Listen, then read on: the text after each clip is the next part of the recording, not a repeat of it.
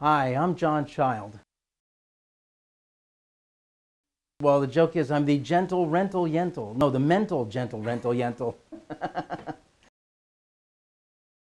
I do a lot of rentals. The reason I do rentals, I have to tell you, I do not do rentals for the half a month's commission I get my office. The reason I do rentals is because about 25% of my rental clients end up buying a house with me later on. It is far easier to help somebody buy a house or to sell a house than it is to find them a place to rent. I just want to let you know up front that that's my incentive to help with the rental, because there's a lot of suffering involved. The landlords are shady, especially the landlords that are trying to sell a house and also thinking about renting it. Half the time they don't mean it. So you run into that kind of problem. They drag their feet. You know, you need a place to rent right quick, and they're waiting for somebody to maybe buy it so they can throw you under a bus. Let me tell you about the rules of the road. Something you should remember when you're thinking about renting a place in the Philadelphia suburbs is rule number one: believe nothing. All right? Believe nothing. Until you get an executed agreement, meaning it's signed, you signed, they signed, all the initials, everything's done, you gave them cashier's check, not personal checks, kids, cashier's checks. Until you see all that, you have nothing. I've seen it where people will be strung along for days and days and weeks, and I always tell them, don't believe anything until you see an executed lease. Guess what? They believe it, they don't get it for some reason or other, and then I get fired, right?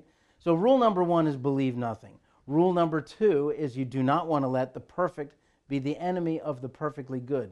So if you see something that's decently priced, it's got a good proximity, in a good area, you don't think about it a lot, just grab it, because somebody else will, especially in the rental season. Figure April to, September 1st or September 15th, there's going to be a lot of people out here looking for places to rent. You've people doing the medical students, people doing residencies, fellowships. That's one crowd. Then you've got the whole corporate crowd that comes in, and they all want to nail something down for the school year to start in September, so you've got a lot of competition.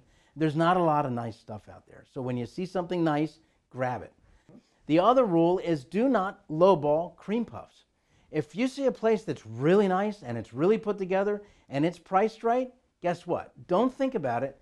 Grab it. Do your thing. Rule number four, don't shoot the messenger, all right? I'm just the messenger. These are not my places, all right? So if I show you a bunch of things that are just god-awful, and I warned you ahead of time, although it's perfectly natural to shoot the messenger, but try to avoid it if you can. Now, about the towns around here, something you should know. Route 30, Lancaster Pike, Lincoln Highway, whatever you want to call it, is that long, spindly road from Center City, goes all the way out. Well, if you follow it long enough, it goes out to Lincoln, Nebraska. It parallels the R5, the railroad that comes out in and out of Center City. Now, if somebody says they live in Wayne, what does that mean? The Wayne zip code is 19087.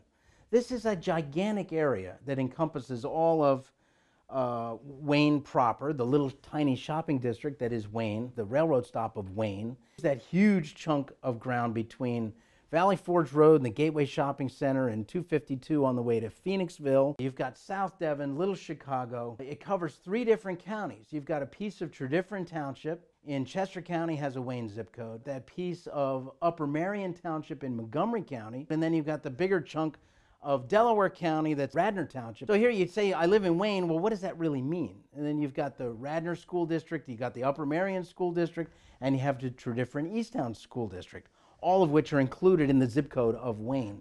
Same with Bryn Mawr. Bryn Mawr is a gigantic zip code that's really nothing more than a stop on the railroad, but it also includes the shopping district of Bryn Mawr and then a whole bunch of neighborhoods in 2 different counties. So what's the point? The point is it's confusing. Listen, the best thing to do is go into my website. It's www.JohnChildHomes.com. Now, it's not fancy, but the clouds move. You can look for homes in there. You just click on the little search for homes section. There's a rental box that shows up on the right-hand side.